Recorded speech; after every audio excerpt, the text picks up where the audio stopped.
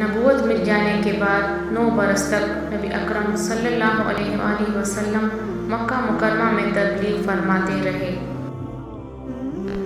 اور قوم کی ہدایت اور اصلاح کی کوشش فرماتے رہے، لیکن تھوڑی سی جماعت کے سوا جو مسلمان ہو گئی تھی اور تھوڑے سے ایسے لوگوں کے علاوہ جو باوجود مسلمان نہ ہونے کے آپ کی مدد کرتے تھے،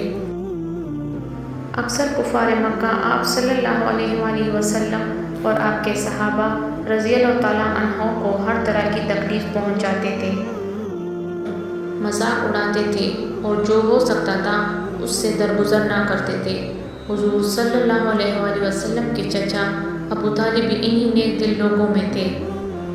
جو باوجود مسلمان نہ ہونے کے حضور صلی اللہ علیہ وآلہ وسلم کی ہر قسم کی مدد فرماتے تھے۔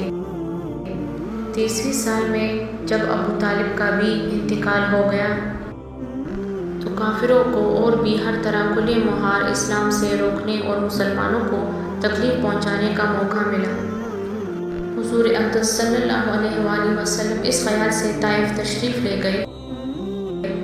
کہ وہاں قبیلہ ثقیف کی بڑی جماعت ہے، اگر وہ مسلمان ہو جائے تو مسلمانوں کو ان کی تکلیفوں سے نجات ملے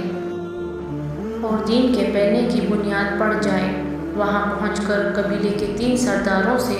جو بڑے درجے کے سمجھے جاتے تھے گفتگو فرمائی اور اللہ کے دین کی طرف بلایا اور اللہ کے رسول کی یعنی اپنی مدد کی طرف متوجہ کی اور دین کے پھیلنے کی بنیاد پڑ جائے۔ وہاں پہنچ کر قبیلے کے 3 سرداروں سے جو بڑے درجے کے سمجھے جاتے تھے گفتگو فرمائی اور اللہ کے دین کی طرف بلایا اور اللہ کے رسول کی یعنی اپنی مدد کی طرف متوجہ کیا، مگر ان لوگوں نے بجائے اس کے دین کی بات کو قبول کرتے یا کم سے کم عرب کی مشہور مہمان نوازی کے لحاظ سے ایک نوارد مہمان کی خاطر مدارت کرتے، صاف جواب دے دیا اور نہایت بے رخی اور بد اخلاقی سے پیش آئے۔ ان لوگوں نے یہ بھی گوارا نہ کیا کہ آپ صلی اللہ علیہ وآلہ وسلم یہاں قیام فرما لیں۔ جن لوگوں کو سردار سمجھ کر بات کی تھی کہ وہ شریف ہوں گے اور مہذب گفتگو کریں گے، ان میں سے ایک شخص بولا کہ اوہ آپ ہی کو اللہ نے نبی بنا کر بھیجا ہے۔ دوسرا بولا کہ اللہ کو تمہارے سوا کوئی اور ملتا ہی نہیں تھا جس کو رسول بنا کر بھیجتے۔ تیسرے نے کہا کہ میں تجھ سے بات کرنا نہیں چاہتا، اس لیے اگر تو واقعی نبی ہے جیسا کہ دعویٰ ہے تو تیری بات سے انکار کر دینا مصیبت سے خالی نہیں، اور اگر جھوٹ ہے تو میں ایسے شخص سے بات کرنا نہیں چاہتا۔ اس کے بعد ان لوگوں سے نا امید ہو کر حضور اکرم صلی اللہ علیہ وآلہ وسلم نے اور لوگوں سے بات کرنے کا ارادہ فرمایا۔ آپ صلی اللہ علیہ وآلہ وسلم تو ہمت اور استقلال کے پہاڑ تھے، مگر کسی نے بھی قبول نہ کیا، بلکہ بجائے قبول کرنے کے حضور صلی اللہ علیہ وآلہ وسلم سے کہا کہ ہمارے شہر سے فوراً نکل جاؤ اور جہاں تمہاری چاہت کی جگہ ہو وہاں چلے جاؤ۔ حضور اکرم صلی اللہ علیہ وآلہ وسلم جب ان سے بالکل مایوس ہو کر واپس ہونے لگے تو ان لوگوں نے شہر کے لڑکوں کو پیچھے لگا دیا کہ آپ سلم کا مذاق اڑائے، تالیاں پیٹے اور پتھر مارے، حتیٰ کہ آپ صلی اللہ علیہ وآلہ وسلم کے دونوں جوتے خون کے جاری ہونے سے رنگین ہو گئے۔ حضور اقدس صلی اللہ علیہ وآلہ وسلم اس حالت میں واپس ہوئے جب راستے میں ایک جگہ ان شریروں سے اطمینان ہوا تو آپ صلی اللہ علیہ وآلہ وسلم نے یہ دعا مانگی۔ ترجمہ: اے اللہ، تجھ سے شکایت کرتا ہوں میں اپنی کمزوری اور بے کسی کی اور لوگوں میں ذلت اور رسوائی کی۔ اے ارحم الراحمین، تو ہی ذوالفقار کا رب ہے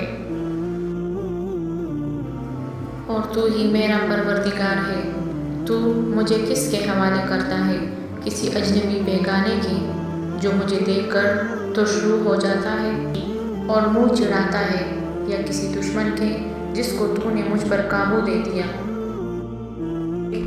اے اللہ، اگر تو مجھ سے ناراض نہیں ہے تو مجھے کسی کی بھی پرواہ نہیں ہے، تیری حفاظت مجھے کافی ہے۔ میں تیرے چہرے کے اس نور کے طفیل جس سے تمام اندھیریاں روشن ہو گئی ہے اور جس سے دنیا اور آخرت کے کام دست ہو جاتے ہیں، اس بات سے پناہ مانگتا ہوں کہ مجھ پر تیرا غصہ ہو یا تو مجھ سے ناراض ہو۔ تیری ناراضگی کا اس وقت تک دور کرنا ضروری ہے جب تک تو راضی نہ ہو۔ نہ تیرے سوا کوئی طاقت ہے نہ قوت۔ مالک الملک کی شان قہاری کو اس پر جوش آنا ہی تھا کہ جبرائیل علیہ السلام نے آ کر سلام کیا اور عرض کیا کہ اللہ تعالیٰ نے آپ کی قوم کی وہ گفتگو جو آپ سے ہوئی سنی اور اس کے جوابات سنے، اور ایک فرشتے کو جس کے متعلق پہاڑوں کی خدمت ہے آپ کے پاس بھیجا کہ آپ وسلم جو چاہے اس کو حکم دے۔ اس کے بعد اس فرشتے نے سلام کیا اور عرض کیا کہ جو ارشاد ہو میں اس کی تعمیل کروں، اگر ارشاد ہو تو دونوں جانب کے پہاڑوں کو ملا دوں جس سے یہ سب درمیان میں کچل جائے، یا اور جو سزا آپ تجویز فرمائیں۔ حضور صلی اللہ علیہ وآلہ وسلم کی رحیم اور کریم ذات نے جواب دیا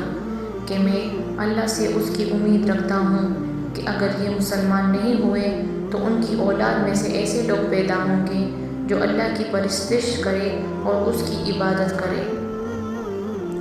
تو دوستو، یہ اخلاق اس کریم ذات کے ہیں جس کے ہم لوگ نام لیوا ہیں۔ ہم ذرا سی تکلیف سے، کسی کی معمولی سی گالی دینے سے ایسے بھڑک جاتے ہیں اور پھر عمر بھر اس کا بدلہ نہیں اترتا، ظلم پر ظلم کرتے رہتے ہیں اور دعویٰ کرتے ہیں اپنے محمدی ہونے کا، نبی کے پیرو بننے کا۔ نبی کریم صلی اللہ علیہ وآلہ وسلم اتنی سخت تکلیف اور مشقت اٹھانے کے باوجود نہ بد دعا فرماتے ہیں اور نہ کوئی بدلہ لیتے ہیں۔